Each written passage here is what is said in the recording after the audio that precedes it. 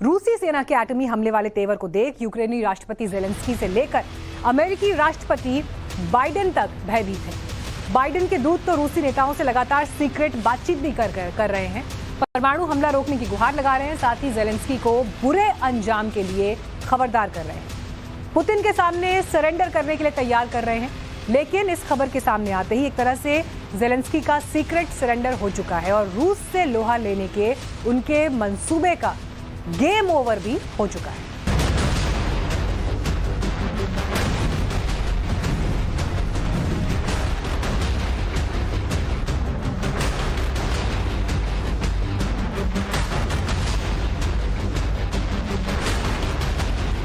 8 महीने से ज्यादा की जंग में यूक्रेन बारूद की आग में धधक रहा है।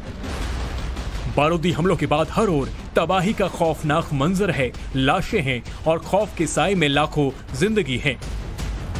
जंग के मैदान से आ रही तस्वीरें हर दिन दुनिया को दहला रही हैं।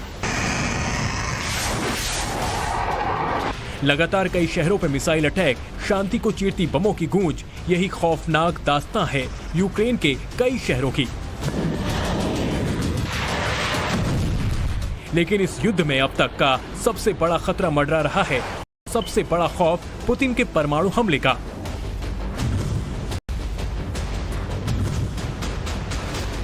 पुतिन की परमाणु मिसाइलें यूक्रेन की ओर निशाना लगाकर खड़ी हैं। बस इंतजार है तो पुतिन के फरमान का।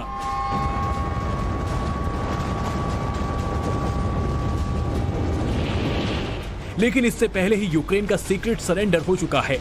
ज़ेलेंस्की का गेम ओवर होने वाला है। ऐसा क्यों कहा जा रहा है, उसे इन 3 तस्वीरों से समझिए।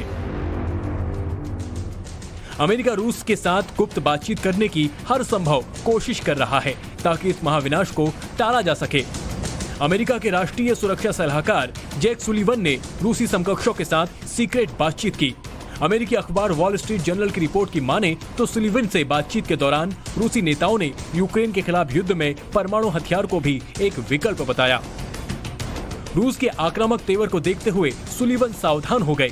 इसके बाद अमेरिका ने यूक्रेनी राष्ट्रपति ज़ेलेंस्की को खबरदार करते हुए कहा कि रूस से बातचीत की पहल करे, क्योंकि जंग अब आक्रामक मोड़ पर आ गई है और रूस परमाणु हमले से बाज नहीं आएगा। अमेरिका से लेकर नाटो और यूक्रेन को परमाणु युद्ध का खौफ इसलिए सता रहा है क्योंकि रूस अब इस जंग को और अधिक लंबा खींचने के मूड में नहीं है। पुतिन अब यूक्रेन पर फाइनल अटैक की तैयारी कर चुके हैं, यानी घातक और भीषण हमला।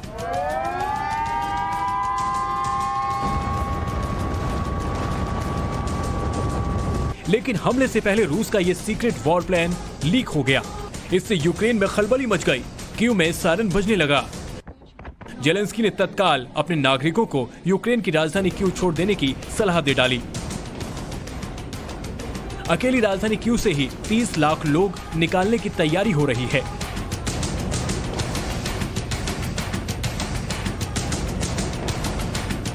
ज़ेलेंस्की ने 30 लाख लोगों से कीव छोड़ने को इसलिए कहा क्योंकि अब रूसी बम मिसाइलें ही नहीं, सर्दी भी उनके लिए जानलेवा होने वाली है। पुतिन या तो यूक्रेनियों को रिफ्यूजी बना देंगे या फिर उन्हें ठंड में तड़प तड़प कर मरने को मजबूर कर देंगे, क्योंकि यूक्रेन में 40% पावर ग्रिड रूसी मिसाइल और ड्रोन हमले में तबाह हो चुकी है। कीव समेत कई शहरों में ब्लैकआउट का आलम है। पावर कट के कारण कीव में ही लाखों लोग ठंड में जमकर मर सकते हैं। दुनिया जानती है कि पुतिन अपने देश रूस से बेइंतहा मोहब्बत करते हैं और उसके लिए किसी भी हद तक जा सकते हैं। एक अखबार को दिए इंटरव्यू में पुतिन ने कहा था, अगर रूस नहीं रहेगा तो इस ग्रह के रहने का क्या मतलब। अगर रूस पर हमला होता है तो मैं उसकी रक्षा में कुछ भी करूंगा, चाहे वो मानवता के खिलाफ हो या फिर दुनिया के। पुतिन के यही तेवर अमेरिका से लेकर नाटो और यूक्रेन को डरा रहे हैं। इसलिए अब दावे किए जा रहे हैं कि ज़ेलेंस्की पुतिन के सामने सीक्रेट सरेंडर कर सकते हैं। इससे दुनिया के सामने ये मैसेज भी चला जाएगा कि ना तो पुतिन जीते, ना ज़ेलेंस्की के पीछे खड़े बाइडेन बाजी हारे। लेकिन इस जंग में पुतिन को जो करना था उन्होंने कर दिखाया। यूक्रेन के 4 बड़े इलाके रूस के कब्जे में आ गए हैं और बाइडेन के बाद बारूद से लेकर नाटो के हथियार और सारे प्रतिबंध बेकार साबित हो गए।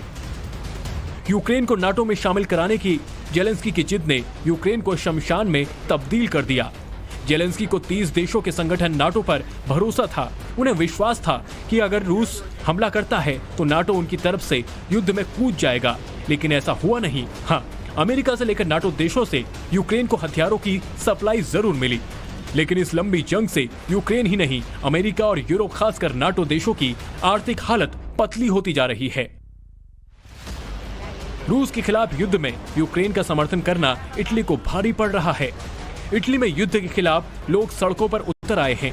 हजारों की संख्या में इटालियंस रोम और मिलान की सड़कों पर अपने ही देश के खिलाफ प्रदर्शन कर रहे हैं। चेक रिपब्लिक की राजधानी प्राग में भी रूस पर लगे प्रतिबंधों को खत्म करने की मांग को लेकर लोग सड़कों पर उतरे।